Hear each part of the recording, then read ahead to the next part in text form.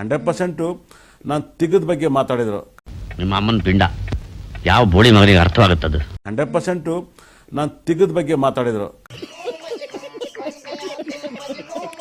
ಖಂಡಿತಲ್ಲೂ ಕೂಡ ತಿಗ ಒಳಗಡೆ ಇದ್ರೆ ತುಂಬಾ ಶ್ರೀಮಂತರಾಗ್ತದೆ. ಹಸುಗೆ ನಾವು ತಿಗಕ್ಕೆ, ಹಸು ಕರುಗಳಿಗೆ ನಾವು ತಿಗಕ್ಕೆ ಕೈ ಮುಗಿಯೋದು 100%. ಆದ್ರೆ ಇದೇ ತಿಗಕ್ಕೆ ಕನ್ನಡದಲ್ಲಿ ಒಬ್ಬ ಹೀರೋ ಇದ್ದಾರೆ.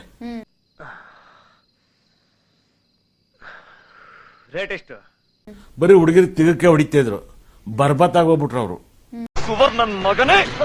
ತಿಗ ಬಂದು ಮಹಾಲಕ್ಷ್ಮಿ ವಾಸ ಮಾಡೋ ಜಾಗ. ಯಾರಿಗೂ ಗೊತ್ತ, ನನ್ ತಿಗ ಆಗಿರ್ಬೋದು, ನಿಮ್ ತಿಗ ಆಗಿರ್ಬೋದು, ಮಹಾಲಕ್ಷ್ಮಿನೇ ವಾಸ ಮಾಡೋಂಥ ಜಾಗ. ಬರೀ ಹಸುಗ್ ಮಾತ್ರನೇ ಮಹಾಲಕ್ಷ್ಮಿ ಇಲ್ಲ. ಯಾವ ಇವೆಲ್ಲ ಬಿಡೋದಿಲ್ಲ ಅಂತ. ನಿಮ್ ತಿಗನು ಕೂಡ ಲಕ್ಷ್ಮಿಗೆ ಹೋಲಿಕೆ ಮಾಡುತ್ತೆ. 100% ಬರ್ದು ಬಿಟ್ರೆ ನಿಮ್ ಕುಂಡಿಗಳು ಲಕ್ಷ್ಮಿಗೆ ಹೋಲಿಕೆ ಆಗುತ್ತೆ. ದೇವ್ರು ನಿನ್ಗೆ ಒಳ್ಳೇದ್ ಮಾಡ್ತದ, ನಿನ್ ಜನ್ಮಕ್ಕೆ ಹೋಗೋ. ಯಾವಾಗ್ಲೂ ಅಷ್ಟೇನೆ ಮಹಾಲಕ್ಷ್ಮಿ ಗಲೀಜ್ ಜಾಗದಲ್ಲಿ ಇರ್ಬೋದು. ಹಸುಗೆ ನೀವೇನ್ ಕೈ ಮುಗಿತಿರೋ ನಿಮಗೂ ಅಷ್ಟೇ. ಕನ್ನಡದಲ್ಲಿ ಒಬ್ರು ಇರೋ ಮಾತೆತ್ತ ಹುಡುಗಿ ತಿಗ ಹೊಡಿತಲೇ ಇರೋರು. ನಿಮ್ಮಿಂದಾನೆ ದೇಶ ಹಾಳಾಗ್ತಿರೋದು. ನನ್ನ ಮಕ್ಕಳ ತಿಗ ಹೊಡಿತಲೇ ಇರೋರು ಪಿಕ್ಚರ್ ಅಲ್ಲಿ. ಬರ್ಬತ್ತಾಗಿ ಹೋಗ್ಬಿಟ್ರಿ. ಅವ್ರಷ್ಟು ಬರ್ಬತ್ತಾ ಇರೋರು ಇನ್ನೊಬ್ರು ಇಲ್ಲ. 100% ಮೊದಲು ಸರಿಯಾಗಿ ಮಾತಾಡೋದ್ ಕಲಿ.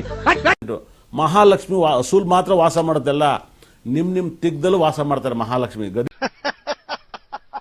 R you comedy? ಗಂಡಸರಲ್ಲ ಎಲ್ಲಾರ್ದಲ್ಲ 100%. ಇದನ್ನ ಹೇಳ್ದ ನಿಮ್ಗೆ ಹರ್ಟ್ ಆಗ್ಬೋದು. ಇದು ಸಬ್ಜೆಕ್ಟ್ ರೀ. ಮ್ಯೂಸಿಕ್